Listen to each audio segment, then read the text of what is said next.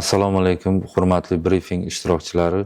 Bugungi brifing mavzuyimiz aholini qiynayotgan muammolar, yechimlar va real natijalar to'g'risida qisqacha hisobot berib o'taman. Yangiyer shahrida aholi va tadbirkorlarni qiynayotgan muammolarni hal etish bo'yicha tizimli ishlar amalga oshirilmoqda. Bugungi kunda tadbirkorlar tomonidan asosan yer ajratish, kredit olish, elektr, gaz va yo'l infratuzilmasi bilan bog'liq muammolar ko'tarilmoqda. Ayniqsa investitsiya loyihalari uchun tayyor infratuzilmaga ega yer maydonlari yetishmasligi hamda bank kreditlarini rasmiylashtirish jarayonlarining uzoq muddat davom etishi tadbirkorlar faoliyatiga ta'sir qilmoqda. Mavjud muammolarni hal etish maqsadida qo'shimcha sanoat maydonlarini shakllantirish, muhandislik, kommunikatsiya tizimlarini tortilishi ishlari olib borilmoqda. Tadbirkorlarni imtiyozli kreditlarga yo'naltirish ishlari kuchaytirildi.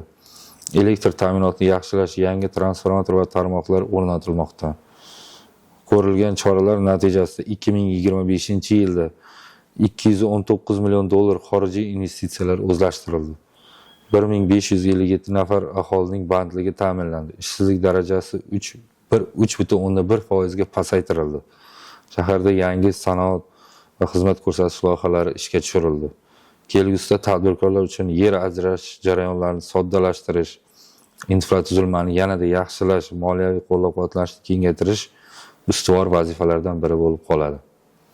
E'tiborlaringiz uchun rahmat.